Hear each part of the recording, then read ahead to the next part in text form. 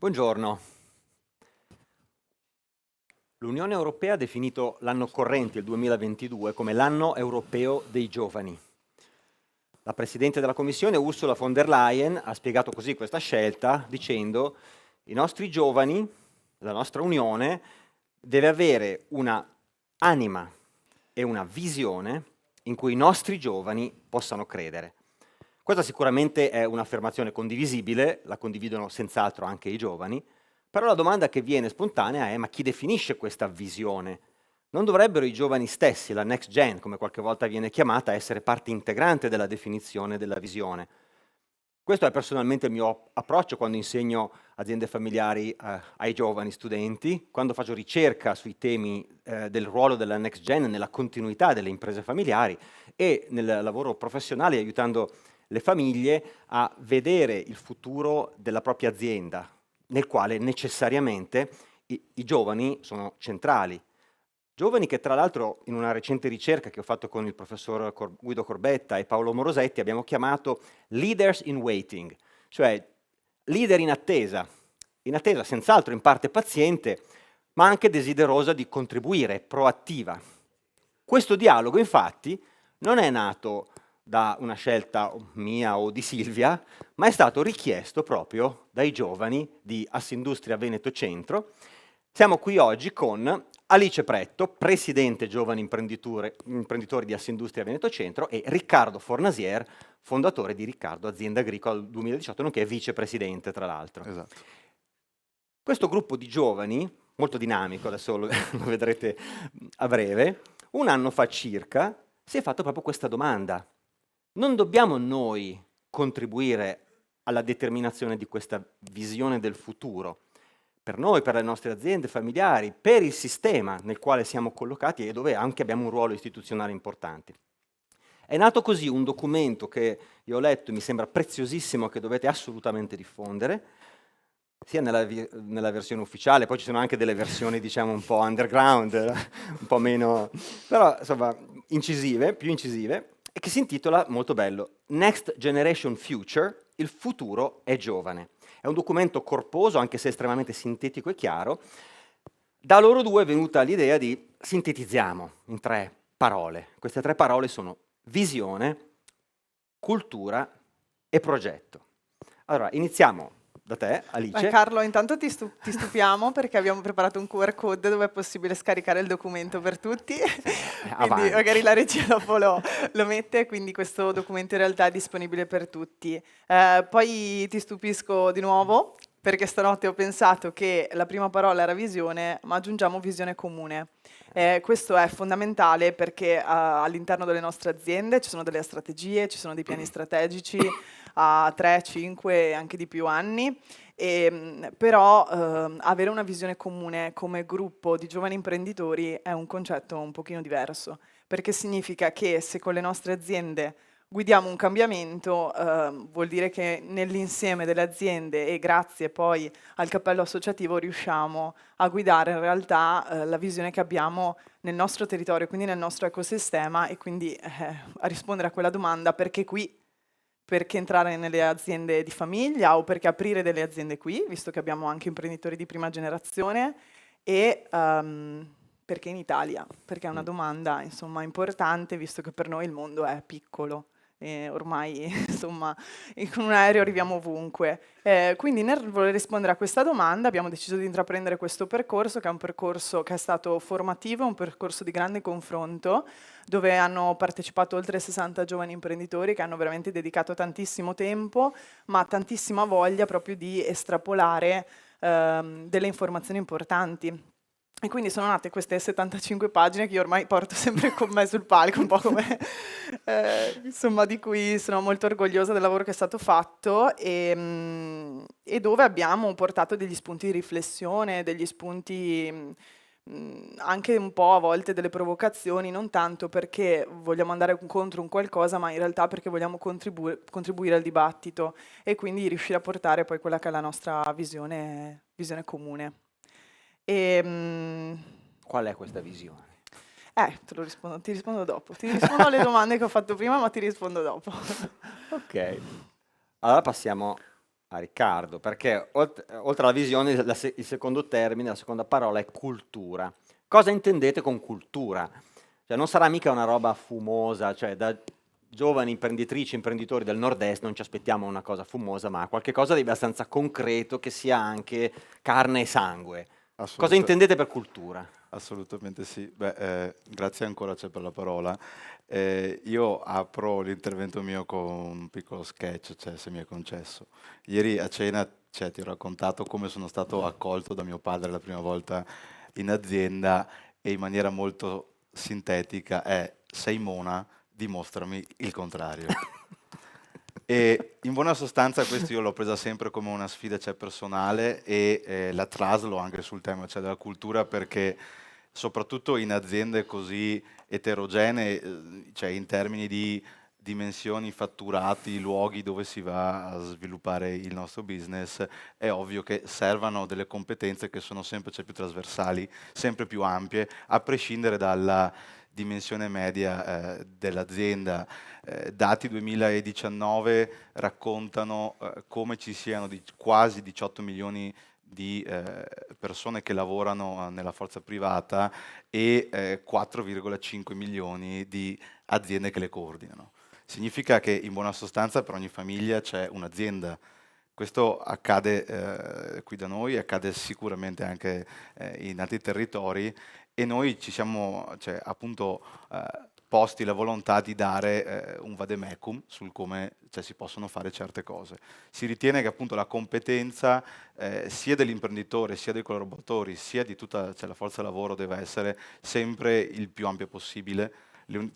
Questo secondo me è un tema che deve essere capito anche dalle famiglie che lavorano con noi, e devono capire quanto importante sia per noi avere delle persone che siano formate a tutti i livelli, e sottolineo tutti, perché spesso e volentieri l'ITS viene visto come una sorta di ripiego, quando nella vera verità è la reale forza lavoro e il fulcro che oggi Bravo. noi stiamo cercando, soprattutto in questo territorio.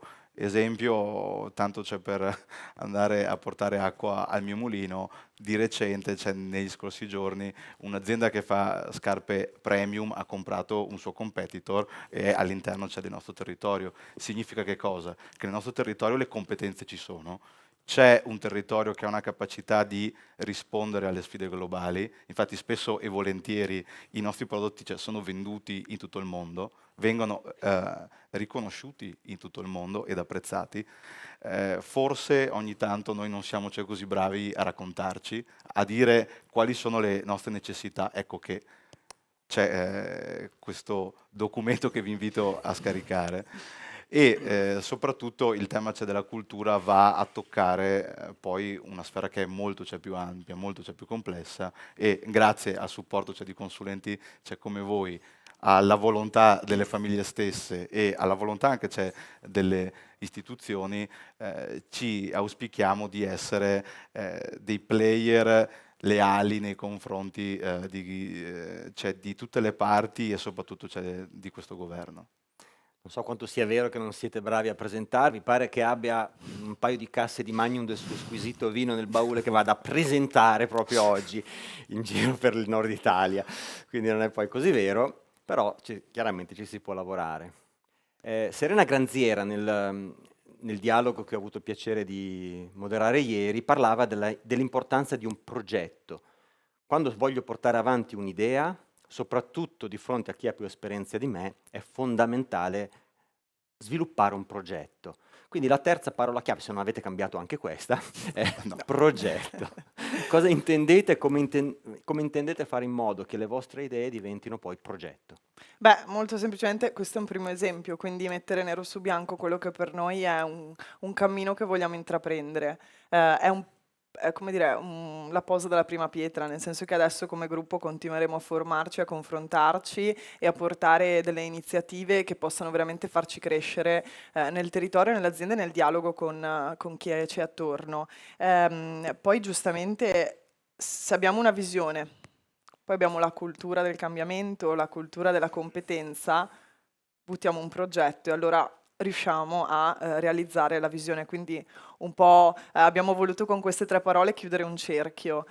Quindi bisogna pensare, sognare e poi posare a terra, visto che insomma siamo nel nord-est e siamo concreti, giustamente bisogna fare. E poi per rispondere alle domande iniziali, no, perché qui, perché in Italia, perché a Padova e Treviso, nel Sì. nostro caso, insomma la nostra associazione rappresenta Padova e Treviso, ehm, perché noi siamo innamorati di questo territorio. Questa è un po' la risposta che è emersa con i giovani imprenditori e quindi a un certo punto ci siamo detti ok, vogliamo restare qui, come possiamo fare? E quindi condividere una visione comune è il primo passo per farci forza l'un l'altro. Giustamente stiamo vivendo un momento molto particolare, però io dico sempre, noi siamo giovani, quindi abbiamo tanto tempo davanti e sicuramente non vogliamo, come dire, farci spaventare, vogliamo andare avanti con le strategie, con i progetti delle aziende, però veramente nonostante tutto quello che accadrà, sapere che ho un gruppo alle spalle di oltre 130 imprenditori giovani che oggi già guidano le aziende, ne abbiamo tanti, e anche aziende grandi, perché abbiamo un 19% del nostro gruppo che rappresenta grandi aziende, un 74% le PMI e un 8% le micro o startup. Quindi comunque abbiamo una bella distribuzione anche di tipologie d'azienda. Sapere che già le stanno guidando o che le prenderanno in mano, io penso che possa essere un messaggio di grande speranza per tutti, perché poi per noi non significa forza lavoro, significa famiglie. E quindi quando noi 3 giovani parliamo diciamo no, io ho sì, 50 famiglie in azienda. Quindi è questo il modo in cui parlano i giovani oggi, io penso che sia un modo molto bello di rappresentare quello che per noi è impresa nel territorio. Mi ha colpito molto questa continuità, non so se l'avete notata, spesso si crede che siano i senior, no? A parlare delle famiglie, quante famiglie, quante decine, centinaia di famiglie stiamo sostenendo. Mi ha colpito molto parlando con loro negli ultimi giorni, grazie, vedere come questi valori sono assolutamente permeati, filtrati nel vostro sangue, li sentite. Ed è incredibile perché, vista la giovane età, quindi vedete quanto i valori poi qualche volta ritornano ancora con più forza nella giovane generazione, quindi il timore che in qualche modo si perdano, che quindi i giovani abbiano valori diversi, che poi possano perdersi, quindi facciamo in modo che si incardinino prima bene con calma e poi gli diamo una leadership, una posizione importante, in questi casi non è un timore da avere. Come portare avanti adesso questa idea, questo progetto? Certamente la zona qui vostra è molto importante, però perché non a livello nazionale o ultranazionale?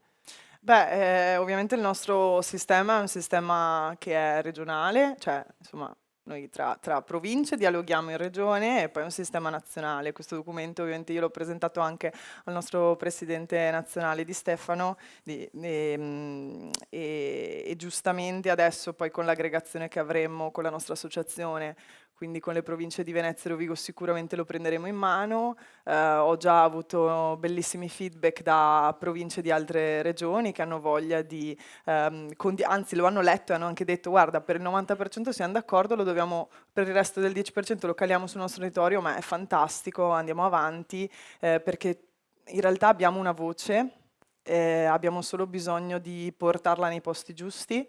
E soprattutto anche no, il giovane vuole sempre dimostrare. Lo dimostriamo con i fatti, lo dimostriamo anche con le parole, quindi vi vogliamo raccontare che noi abbiamo voglia di continuare quello che c'è e migliorarlo. Quindi anche una sintesi in inglese magari da inviare allo European Youth Parliament, questa associazione che si incontra 1 o 2 volte all'anno solo di giovani, collegata in qualche modo, anche se non direttamente, all'Unione Europea, più altre varie forme Beh, di... di più ti stupisco di nuovo, la settimana prossima sarò proprio all'incontro dei giovani imprenditori del G20, dove appunto solitamente c'è questo incontro di 3-4 giorni, so che non te l'aspettavi, di 3-4 giorni dove si scrive un documento da presentare ai leader del G20, quindi ecco c'è un movimento proprio a livello europeo, prima sentivo, no? L'80% delle imprese europee è familiare, poi ovviamente sappiamo che ogni paese ha delle sue peculiarità, però ecco noi ci incontriamo e parliamo e dialoghiamo e ci conosciamo e facciamo network, quindi grazie all'associazione riusciamo veramente ad arrivare nel mondo e io penso che questo sia un grande valore da Grazie. poi portare qui. Ecco. una visione leggermente diversa e complementare, ma diversa da quella che è stata presentata ieri dal professor Salvatore Sciascia in merito al parziale disinteresse di alcuni dei giovani. Quelli che sono interessati hanno questo genere di valori, di energia e di desiderio di contribuire alla visione e al futuro delle loro aziende. Complimenti. Grazie. Grazie.